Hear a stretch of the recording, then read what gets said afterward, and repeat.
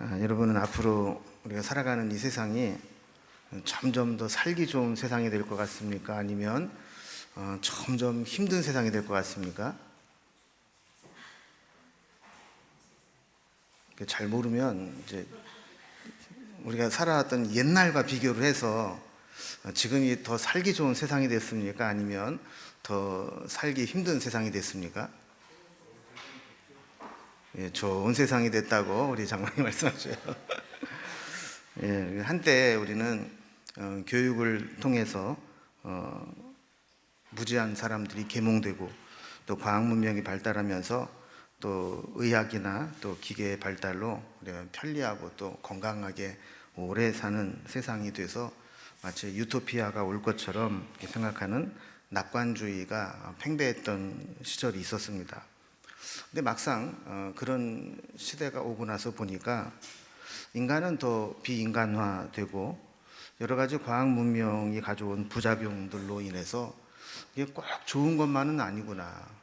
그래서 오히려 더 자살률은 늘어나고 또 만족도는 좀 떨어지고 또 행복하다 느끼는 사람들이 점점 줄어드는 그런 세상을 살아가게 되었죠.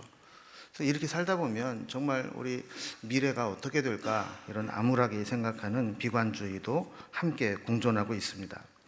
우리가 앞으로 소망이 없다, 절망적이다 이렇게 생각하는 것을 우리는 이 비관주의적 세계관이라고 합니다. 극단적으로 가면 염세주의에 빠지게 되죠. 우리가 아무리 노력하고 또 세상을 개선하려고 해도 결국 인류는 이렇게 가다가 결국 망하는 거 아니냐 이게 비관적으로 보는 거죠. 근데 반대로 또 지금은 뭐 좀 부족한 게 있고 문제가 있고 또 때로는 그 속에 고통도 있지만 시간이 지나면 지금은 해결할 수 없는 문제들이 해결책이 나오게 될 것이고 결국에는 지금처럼 우리가 모든 문제를 잘 극복해내면서 더 좋은 세상을 만들어가게 될 거다 이렇게 생각하는 낙관주의적 세계관도 있습니다. 또 극단적으로 가면 유토피아즘 혹은 또 막연한 낙천주의 이렇게 빠질 수도 있죠. 근데 우리 인생도 마찬가지인 것 같습니다. 어떤 사람들은 내 인생은 앞으로도 계속 꼬일 것 같다. 지금도 되는 게 없는데 앞으로라도 달라질 게 있겠냐. 절망적이다. 이렇게 비관론적, 염세론적 인생관을 가지고 사는 사람이 있습니다. 마치 내 인생은 끝없는 어둠에 갇혀 있는 동굴 속으로 들어가는 것 같다. 이런 느낌을 가지고 사는 거죠. 근데 또 반대의 생각을 가지고 사는 사람도 있습니다. 죽을 때 죽을지언정 미리부터 죽는다고 할 필요 뭐 있냐. 그냥 앞으로 어떻게 될지 모르지만 일단 좋게 생각하고 지금 조금 어두운 곳을 지나가도 이걸 터널이라고 생각하자. 터널은 어차피 조금 지나면 다 통과하는 것이고 오히려 그것이 우리를 지름길로 인도할 것이다. 이렇게 긍정적으로 살아가는 사람도 있습니다. 여러분은 어느 쪽에 가까운 것 같아요? 아이고 내 팔자야 하면서 비관론적으로 생각이 드십니까? 아니면 그래, 지금은 힘들어도 하나님이 은혜를 주시면 언젠 쨍 하고 해 뜰 날이 올 거야. 좋아질 거야. 이런 믿음으로 사십니까? 그럼 성경은 우리 이 세상을 어떻게 이야기하고 있을까요? 여러분이 읽어온 성경으로 보면 세상은 앞으로 더 좋아질 것 같아요? 아니면 더 안 좋아질 것 같아요?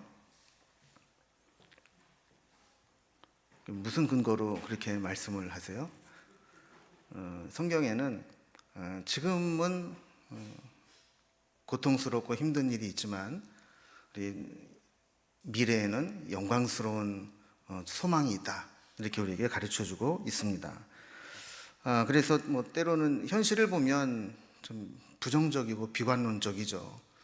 이렇게 살다 보면 정말 나아질 게 있는가? 우리 인간의 모습만 보면 그런 절망 속에 갇힐 수 있습니다. 그러나 하나님은 우리에게 눈에 보이는 이 세상만 보지 말고 그 역사를 주관하시는 하나님을 본다면 그 하나님이 우리에게 우리가 생각하지 못했던 미래를 줄 수 있다 하는 것을 가르쳐주고 있는 겁니다. 오늘 말씀에도 보면 현실은 상당히 비관적입니다. 그런데 우리에게 그 비관적이고 부정적인 상황 속에서 소망을 품으라고 말씀하고 있는 거죠. 어떤 것들이 절망적이고 비관적으로 얘기를 할까요? 여러분 21절을 보면 그 바라는 것은 피조물도 썩어짐에 종노릇한 데서 해방되어 하나님의 자녀들의 영광의 자유에 이르는 것이니라 그랬습니다. 지금 상황이 어떻다는 거예요? 지금 21절에 나와야 되는데 자막이 이상하게 나왔어요. 모든 피조물들이 썩어짐에 종노릇하고 있다는 거예요. 그 썩어짐은 결국 죽음을 향해 달려가는 것인데 이 죽음을 향해 달려가는 썩어짐 속에서 종노릇하고 있다라는 겁니다. 22절에서도 보면 피조물이 다 이제까지 함께 탄식하며 고통을 겪고 있다 그래요. 사는 게 얼마나 지금 절망적이고 희망이 없는지 함께 탄식하고 고통을 겪고 있는 것과 같다. 이 세상을 그렇게 이야기하고 있습니다. 19절 말씀에도 보면 이 피조물들이 고통스러운 현실과 미래에 대해서 해방되기를 좀 고대하고 있다. 여기서 좀 벗어날 수만 있으면 좋겠다. 이런 생각을 하고 산다는 겁니다. 근데 여기에 비해서 낙관론적인 말씀도 주십니다. 18절을 보면 생각하건대 현재의 고난은 장차 우리에게 나타날 영광과 비교할 수 없도다. 지금은 고난이 있지만 장차 우리에게 나타날 영광과 비교해 보면 지금의 고난은 아무것도 아니다라는 겁니다. 지금 당하는 고난을 곰곰이 생각을 해봅니다. 그래서 생각하건대라는 말은 그냥 눈에 보이는 것만 보면 이해할 수 없는 말이고 잘 생각해서 계산을 해보니까 지금 내가 겪고 있는 고난하고 앞으로 미래에 받을 영광하고 계산을 해보니까 어느 게 더 크다는 거예요? 미래에 우리에게 나타날 영광이 훨씬 더 크다라는 것을 이야기하는 겁니다. 자, 그 이유가 뭔가 하면 19절 말씀을 보면 우리 피조물들이 고대하는 게 있다는 거예요. 뭘 고대하느냐? 하나님의 아들들이 나타나는 것을 고대한다는 겁니다. 그러면서 하나님의 아들들은 누구를 얘기하는 걸까요? 하나님의 아들들이 나타나기를 고대한다. 이게 복수로 돼 있죠, 그죠? 만약에 하나님의 아들 그러면 예수님인가 이렇게 생각할 수 있는데 아들들 그랬기 때문에 복수를, 그러니까 하나님이 자녀 삼아 주신 하나님의 백성들을 의미하는 거예요. 그러니까 우리가 하나님의 은혜로 회복된 하나님의 자녀들이 나타나게 되면 이 절망스럽고 비관론적인 세상이 바뀔 수 있다라는 겁니다. 그래서 오늘 성경을 통해서 오늘 보여주는 것은 지금 눈에 보이는 현실은 상당히 부정적이고 비관론적일 수 있다는 겁니다. 그런데 하나님께서는 우리 믿는 자를 통해서 하나님의 아들들을 통해서 이 부정적이고 비관적인 세상에서 하나님의 믿음으로 소망을 가지고 낙관론적인 사고를 가지고 살아가도록 하는 것이다 라는 것을 우리에게 보여주는 겁니다. 여러분, 눈에 보이는 게 다가 아닙니다. 우리가 잘 아는 어거스틴이 쓴 책 중에 신의 도성, 하나님의 도성이라는 책이 있습니다. 어거스틴이 이 책을 쓰게 된 배경은 이런 겁니다. 당시에 영원한 도성이라고 불렸던 로마가 야만인으로 여겼던 고트족의 습격에 의해서 망하게 됩니다. 아우성과 화염 속에서 로마 제국이 무너져 내리는 것을 지켜본 어거스틴은 고민에 빠졌습니다. 이제 겨우 이 로마에 복음이 들어와서 기독교가 공인되고 이제 막 그 국교로서 자리를 잡아 나가고 있는데 이 하나님을 섬기는 나라가 야만인에 의해서 이렇게 참혹하게 무너져 내릴 수 있는가, 이런 고민을 하게 된 거죠. 그런 고민 속에서 그가 내놓은 역사관은 사람이 세운 이 나라는 무너진다. 그런데 이 사람이 만든 이 나라가 무너짐으로 인해서 동시에 보이지 않는 하나님의 나라가 이루어질 수 있다라는 것을 이야기하고 싶은 겁니다. 그러니까 무너지는 로마 제국 속에서 그는 하나님의 나라가 진짜 하나님의 나라가 건설되고 있는 것을 보게 된 거죠. 그래서 기독교 국가로 가고 있는 로마가 망했다고 해서 그게 기독교의 멸망이 아니고 로마가 하나님의 도성은 아니었구나라는 것을 깨닫게 된 겁니다. 그러니까 눈에 보이는 멸망이 단순히 멸망이 아니라는 거예요. 이런 이 하나님의 도성과 또 이 땅의 도성이 충돌하는 것이 사실 중세 역사 가운데 잘 드러났는데, 로마 카톨릭의 교황과 이 세상의 제국의 황제가 엄청나게 세력 다툼을 한 것이 중세 유럽의 역사입니다. 대표적인 사건 두 가지를 이야기하면 우리 옛날 학교 다닐 때 다 들어봤던 얘기입니다. 하나는 카노사의 굴욕이고 하나는 아비뇽 유수입니다. 1077년에 카노사의 굴욕이 있었습니다. 콘스탄틴 대제 이후에 로마가 기독교를 받아들입니다. 그리고 나중에는 국교로 삼아버리죠. 자, 그렇게 되면서 이제 로마에는 박해가 사라졌습니다. 그리고 이제 로마를 통해서 세계의 복음이 전파되게 되었죠. 그러다 보니까 이 교회가 힘이 점점 커지는 겁니다. 그래서 교회가 이 세상의 나라와 이 권력을 지배하는 세상이 되었습니다. 그 당시에는 이 황제가 되려면 하나님의 대리자로 여겼던 교황이 인준을 해줘야 황제가 될 수 있었습니다.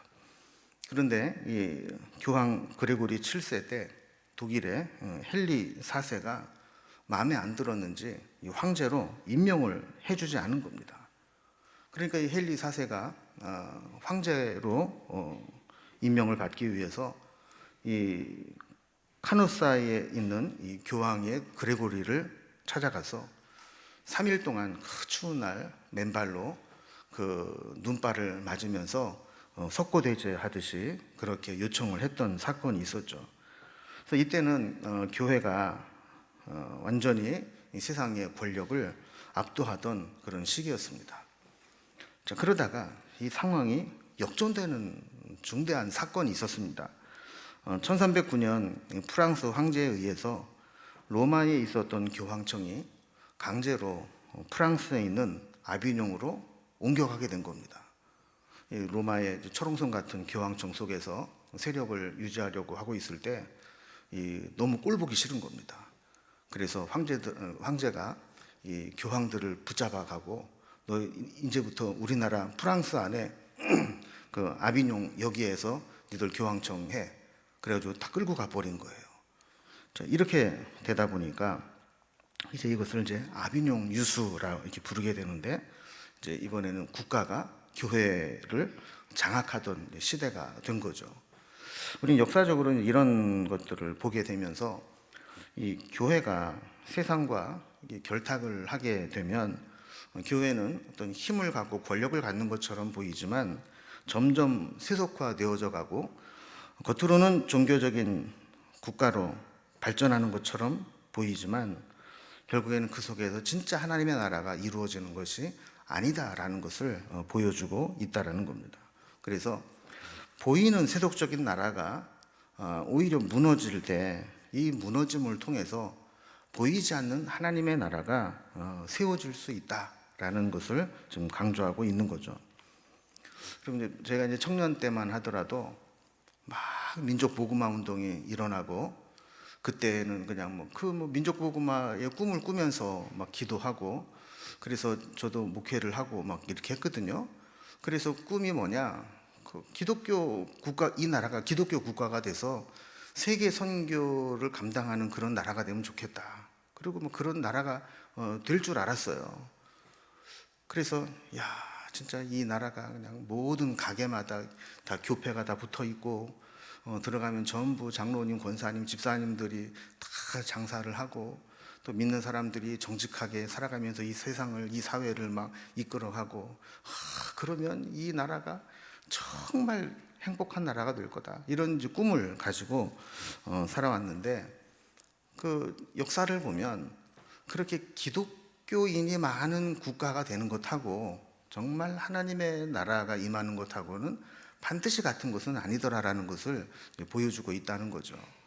그래서 우리는 뭔가 눈에 보이는 것이 우리가 볼 때 원하는 대로 다 된다고 해서 그것이 하나님의 뜻이 이루어지는 것도 아니고, 또 내가 원하지 않는 것처럼 보이고 또 무너지는 것처럼 보여도 하나님은 그 속에서 무너진 곳에서 새로운 것을 세울 수도 있는 분이라는 것을 역사적으로 우리에게 보여주고 있는 겁니다. 그래서 중요한 것은 눈에 보이는 이 땅에서 보이지 않는 하나님의 나라가 어떻게 이루어져 나가고 있느냐 하는 겁니다. 그래서 오늘 이 본문이 우리에게 주는 교훈도 참 그런 면에서 중요합니다. 여러분, 지금 이 세상, 우리가 살아가고 있는 이 세상 나라는 어떻게 보면 혼란 그 자체입니다. 어떻게 보면 희망이 잘 보이지 않습니다. 그러나 신앙인들은 이런 비관론적 세계관 속에서도 복음이 가지고 있는 능력을 믿습니다. 절망적인 미래를 보면서 동시에 그리스도를 통해 회복되는 새로운 하나님의 나라를 꿈꾸게 됩니다. 여러분, 지금 우리가 살고 있는 이 세상을 바울은 로마서를 쓸 당시에 뭐라고 좀 평가를 하고 있는가 보면, 아까도 말씀드린 것처럼 절망적인 상황에서 시작을 합니다. 자, 19절에 보면 피조물이 하나님의 아들이 나타나기를 고대한다 그러죠. 왜 고대하느냐? 지금 이 상태로는 살 수가 없다는 겁니다. 하나님의 아들들이 나타나서 뭔가 이 세상을 새롭게 해주지 않으면 소망이 없는 그런 고대하는 그런 세상이라는 거예요. 20절에서도 또한 피조물이 허무한데 굴복하게 된다 그랬습니다.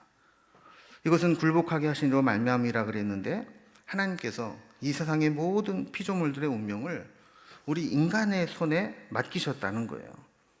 그래서 인간을 제외한 다른 피조물들은 자기의 운명을 스스로 개척해 나가지 못합니다.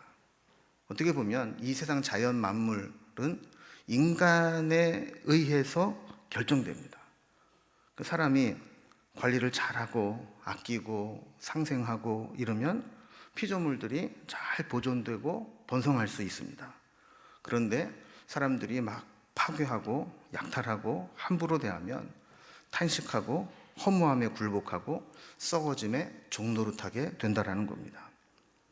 21절에서 보면 그래서 피조물도 썩어지는 종노릇하는 데에서 해방되어 하나님이 그 자녀들에게 주신 영광스러움에 이르게 되는 것을 소망한다 그랬어요.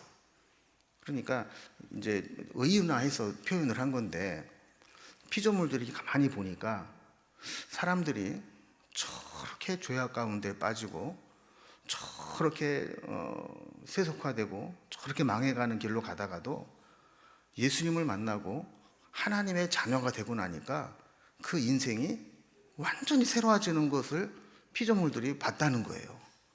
그러니까 그들이 어떤 소망을 품느냐? 하나님의 자녀들이 저렇게 예수님을 만나고 그 인생이 새로워지는 것을 보면서 우리도 그렇게 되었으면 좋겠다라는 고대하는 마음을 갖게 된다라는 거죠. 그래서 22절에 보면 결국 피조물이 다 함께 탄식하고 함께 고통을 겪고 있는 것을 우리가 아느니라 그랬습니다. 여러분, 우리 피조물들이 가장 고통스러워하는 거, 그거는 현상적으로 본다면 우리 인간의 죄가 가장 극명하게 나타나는 것이 바로 전쟁입니다. 그러니까 지금도 우크라이나 전쟁이 끝나지 않았고, 또 오늘도 뭐 뉴스 가운데 보니까 뭐 한쪽에서는 북한의 군사가 10,000명이 지금 그 러시아로 넘어가서 우크라이나와 싸우고 있다, 뭐 이렇게 주장하는 사람도 있다고 그러잖아요. 또 팔레스틴을 비롯해서 지금 뭐 흔히 말하는 악의 축이라고 불리는 그런 자들과 이스라엘이 전쟁을 하면서 그들을 학살하는 것을 좀 정당화하고 있는 그런 상황 가운데에서 정말 그것이 옳은 전쟁인지, 정말 필요한 전쟁인지에 대한 규정도 없이 그저 우리가 악의 축으로 규정을 했기 때문에 어떻게 하든지 좀 때리고 싶었는데 때릴 구실이 없다가 이 때릴 구실들을 주니까 잘 됐구나 그러면서 이제 막 무차별 폭격을 하고 막 하는데, 이 속에서 얼마나 많은 사람들이 죽어 나갑니까? 정말 죽지 말아야 될 어린아이들, 전쟁과는 아무 상관이 없는 그런 양민들이 학살을 당하고 죽어져가는 이런 모습들, 그리고 그로 인해서 얼마나 많은 자연이 파괴되고 지구가 몸살을 앓고 있습니까? 그러니까 이런 것들이 다 재앙으로 임하고 있는 거죠. 그래서 23절에 보면 하나님의 처음 열매와도 같은 인간들도 죄로 물들어 탄식하며 하나님의 양자 될 것을 기다리고 있느니라, 이렇게 이야기를 하고 있는 겁니다. 그러니까 하나님의 자녀들도 그렇고 또 다른 피조물들도 그렇고 모두 하나님의 자녀로 거듭나지 않으면 결국 공멸의 상태로 들어가게 된다라는 겁니다. 이게 성경이 우리에게 말하고 있는 인류의 역사의 그런 모습이라는 거죠. 이렇게 비관적이고 부정적입니다. 이것은 인간의 타락으로 만들어진 결과였습니다. 아담과 하와가 범죄함으로 인해서 그때부터 죄가 들어와서 모든 관계를 파괴해버렸습니다. 하나님과의 관계를 파괴했고 사람들과의 관계를 파괴시켜버렸고 자기 자신을 학대하고 파괴해버리고 하나님 만드신 피조물들, 자연들을 다 망쳐버리고 말았습니다. 하나님께 불순종하고 죄를 지음으로 인해서 우리 인류는 이 죄가 가져오는 고통과 불안과 죽음에 굴레 쓰이게 되었다라는 것이죠. 이것은 사람들 사이에도 서로 책임을 전가하는 모습으로 나타나고 다투고 지배하려고 하는 마음으로 나타나게 되었습니다. 자기 자신에 대해서도 마찬가지죠. 자기 자신에 대해서도 낙심하고 절망하고 무서운 욕심과 정욕의 노예가 되어 살아가는데도 불구하고 자기 자신을 컨트롤하지 못하는, 조절하지 못하는, 절제하지 못하는 그런 인간이 되고 말았다는 거예요. 그래서 이 세상은 이 상태로는 아무런 소망도 없는, 이렇게 살다가 점점 포악해지고 점점 파괴적이고 점점 사람들이 죽을 수밖에 없는 그런 세상으로 되어갈 수 있다는 겁니다. 그럼에도 불구하고 하나님은 이렇게 비관적이고 부정적인 세계관으로 끝나는 것이 아니라 우리에게 소망을 주셨다는 거예요. 하나님의 백성들로 회복이 될 수 있다면 이런 부정적이고 비관론적인 세계관 속에서도 소망을 품을 수 있는 것이 하나님의 계획이라는 겁니다. 그럼 어떻게 하면 이 피조물의 회복이 일어날 수 있을까? 어떻게 하면 우리 인간이 회복될 수 있을까?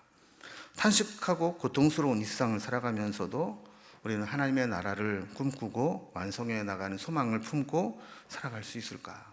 오늘 본문에 보면 크게 두 가지를 우리에게 이야기합니다. 첫 번째는 참음으로 기다리라는 겁니다.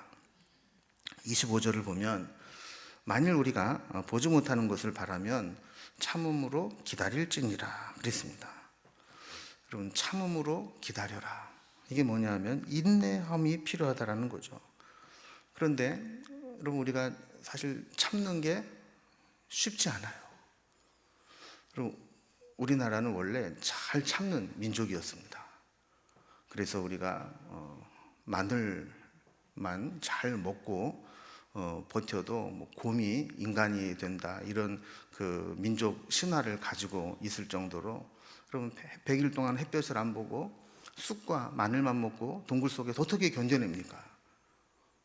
근데도 우리 민족은 그거를 해낸 민족이라고 민족 의식을 심어주잖아요. 그렇게 잘 참았다고요. 근데 지금 보면 우리 민족이 잘 참는 민족 같아요? 못 참는 민족 같아요? 못 참아요. 하나님, 저에게 참을 수 있는 인내력을 주시옵소서. 그것도 지금 당장 주시옵소서. 그러면서 지금 당장 빨리 뭔가 해결을 해야지 뭔가 참고 인내하고 이게 안 되는 그런 시대가 되어버리고 말았습니다. 근데 성경은 우리에게 이야기합니다. 인내는 불가능한 것도 아니고 우리에게 무리한 요구도 아니라는 겁니다. 비록 우리에게 보이진 않지만 믿음으로 기다리면 하나님께서 우리에게 주실 소망이 있기 때문에 그것을 견뎌내고 참고 기다리는 것이 믿음이라는 거예요. 여러분, 결국 지금 우리 가운데도 가장 우리 힘들게 만들고 문제가 되는 것 중에 하나가 그럼 우리 스스로 잘 참지 못한다는 겁니다. 못 참음으로 인해서 생겨나는 문제들이 너무나 많습니다. 우리에게 말씀을 주시고 약속을 주신 하나님이 계심을 우리가 분명히 믿는다면 그 약속을 주신 하나님을 믿고 참고 기다려야 되는데 그것을 참지 못하고 믿음 없는 행동을 해버릴 때가 많기 때문에 여기에서부터 문제가 생기기 시작한다는 거예요. 여러분, 우리가 왜 자꾸 불평합니까?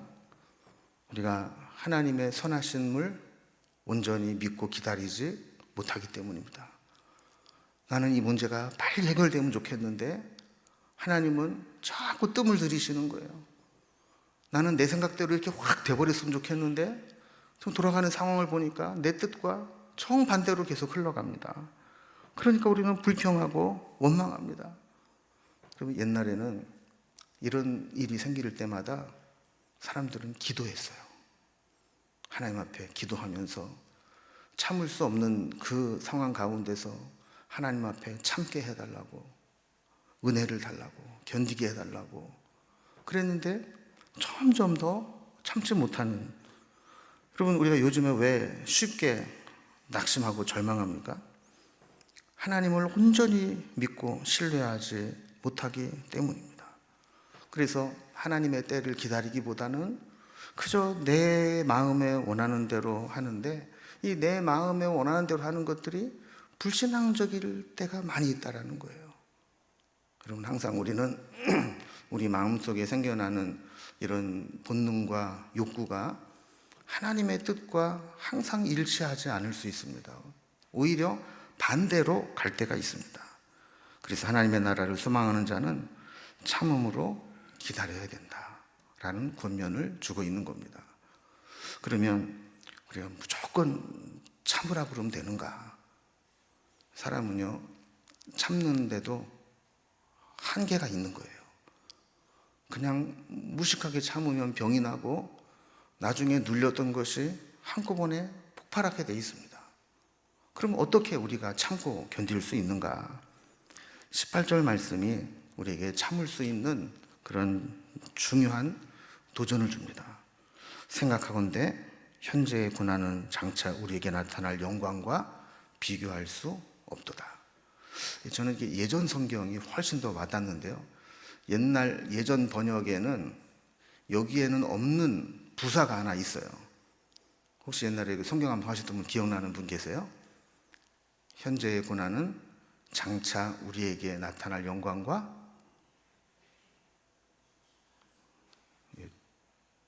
좋게 비교할 수 없도다. 그럼 좋게 비교할 수 없다라는 것은, 그럼 비교는 사실 비슷해야 비교가 되는 겁니다. 뭐 이렇게 따져보고 뭐 그래야 되는데 그럴 필요가 없다는 거예요. 여러분, 바둑에도 보면 불계승이라는 게 있잖아요. 불계승. 이 불계승이 뭐예요? 이 바둑의 집수를 계산하다 보면 이게 뭐 어떨 때는 뭐 한 집 반 차이로 이겼다, 뭐 점 하나, 점 두 개 차이로 이기는 거 아닙니까? 근데 워낙 차이가 많이 나면 그거 계산할 필요도 없이 승부가 딱 판명이 나는 거예요. 이게 불계승이라고 한단 말이죠. 그 좋게 비교할 수 없다는 얘기는 그렇게 계산할 필요가 없다라는 거예요. 그 정도로 엄청난 차이가 난다라는 겁니다. 그래서 어떤 분이 이거를 이렇게 비유를 했어요. 현재 받는 고난은 앞으로 받을 영광에 비하면 태평양에 잉크 한 방울 떨어뜨리는 것과 같다. 여러분, 태평양 그 넓은 바다에 잉크 한 방울이 아니라 잉크 한 병을 부은 분들, 여러분, 그게 무슨 태평양 바다에 큰 영향을 끼치겠어요? 우리가 이 잉크 원액을 보면 이게 엄청난 것처럼 보이고 그 한 방울이 흰색 와이셔츠에 떨어지면 이게 엄청난 것처럼 보이지만 이게 하나님의 바다 속에 그것이 던져질 때에는 아무런 표시가 안 난다는 겁니다. 그래서 우리는 너무 이 세상에 찌들어 살고 있기 때문에 내가 이 고난을 참고 이 역경을 이겨내면 장차 나에게 어떤 영광이 있을 것인지 생각조차 하지 못하고 살아갈 때가 있다는 겁니다. 그래서 우리가 참을 수 있는 비결은 뭐냐? 억지로 참고 견디고 누른다고 되는 게 아니라 내가 이거를 참았을 때 참음으로 인한 장차 나에게 주어질 영광이 훨씬 더 크다는 것을 믿기 때문이라는 거죠. 지금 경제적인 용어로 표현을 하면 지금 우리가 당하는 고난은 지금 갚아야 될 현찰과 같은 것이고 장차 우리에게 나타나서 받을 영광은 약속 어음과 같다라는 거예요.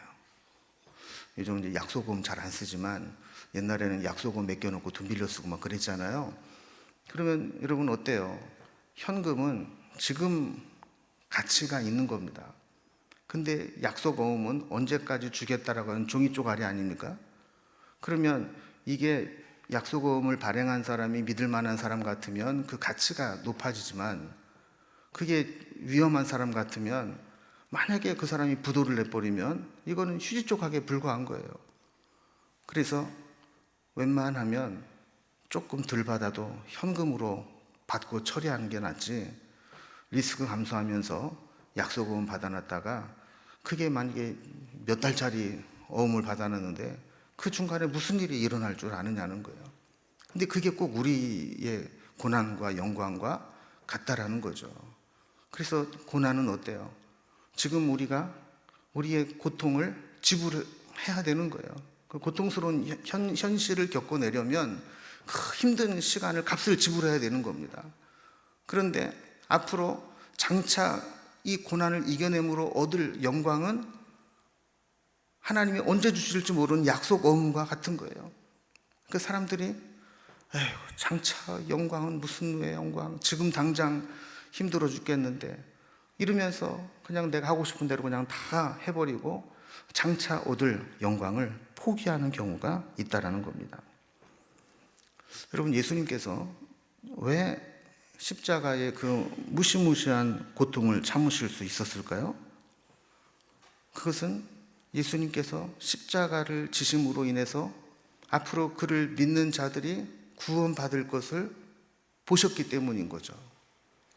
그렇지 않다면 왜 그 길을 참고 계셨겠어요? 18절에 현재의 고난은 장차 우리에게서 영광과 비교할 수 없다라는 말씀은 우리가 지난주에 살펴본 17절 말씀과 연결되는 고난입니다. 말씀입니다. 17절에 보면 우리가 하나님의 자녀가 되었다면 상속자가 되는 거다. 그런 상속자는 좋은 것만 상속받는 게 아니라 그리스도와 함께 고난과 영광을 함께 상속받는 거다. 그런데 이 고난을 상속받으면 영광은 내가 상속받는 고난과는 비교할 수 없을 만큼 큰 영광을 얻게 된다라는 말씀입니다.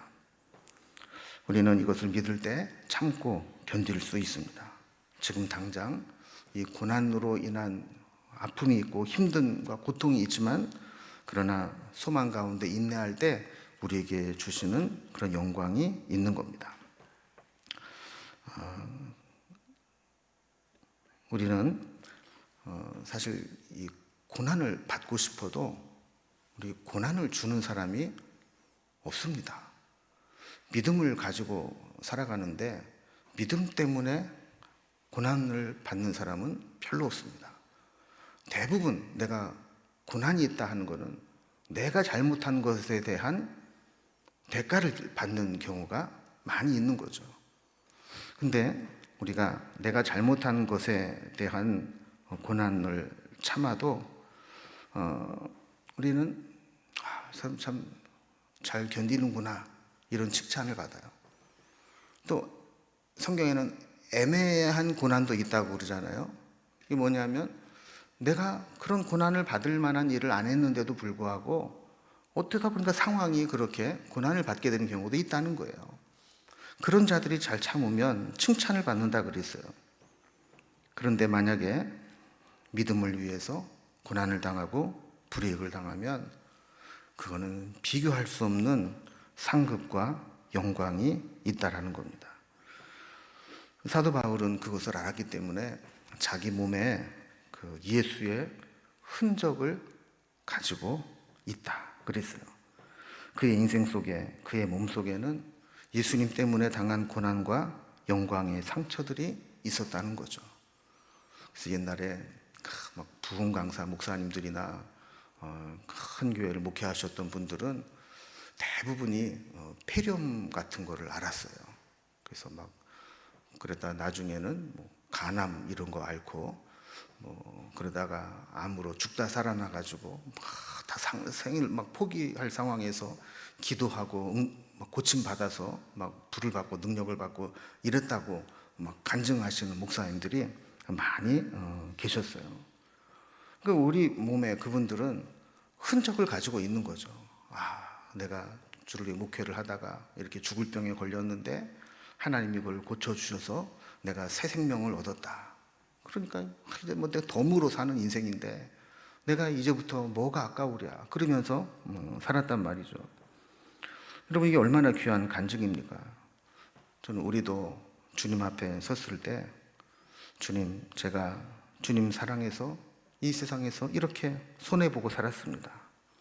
이렇게 희생하며 살았습니다. 때로는 주님 섬기면서 억울한 일도 당하고 지치다 쓰러질 때도 있었습니다. 때로는 눈물 없이 견딜 수 없어서 남모르게 펑펑 울며 기도했던 것 하나님이 아십니다. 이렇게 주님 앞에 말할 수 있어야 우리가 정말 하나님께서 우리를 위해 예비하신 비교할 수 없는 영광, 그것을 우리가 얻을 자격이 있지 않겠습니까? 하나님, 저는요 어쨌든 난 미련 없어요. 내가 하고 싶은 거 다 하고 살았어요. 내가 뭐 내 입 가지고 못할 말이 뭐가 있고 뭐 내 승질 가지고 뭐 못할 게 뭐 있어. 난 다 하고 왔어요. 여러분, 이런 마음으로 주님 앞에 가면 주님께서 우리에게 그래, 네가 나를 위해 이렇게 고생했구나 하면서 주실 게 뭐가 있겠느냐는 거예요. 이제 오늘 말씀을 마무리합니다. 우리 잘 아는 말씀 18절 말씀 다시 한번 묵상하고 마무리합니다. 현재의 고난은 장차 우리에게 나타날 영광과 비교할 수 없도다. 여러분, 지금 우리의 삶의 현장은, 내 눈에 보이는 삶의 모습은 비관적일 수 있습니다. 내 마음에 만족하지 못할 상황일 수도 있습니다. 그러나 하나님께서 우리를 위해 예비해 놓으신 미래는 영광스러운 미래인 줄로 믿습니다. 장차 우리에게 주실 영광이 가려져서 보이지 않지만 때가 되면 그 영광은 다 드러나게 됩니다. 지금의 잠깐의 만족을 위해서 장차 우리를 위해 예비해 놓으신 영광을 포기하지 않기를 바랍니다. 그래서 이 사실을 기억하고 현재 고난을 잘 이겨내며 나중에 우리를 위해 예비해 놓으신 죽기 비교할 수 없는 하나님의 영광을 함께 누릴 수 있는 저와 여러분이 될 수 있기를 주님의 이름으로 기원합니다.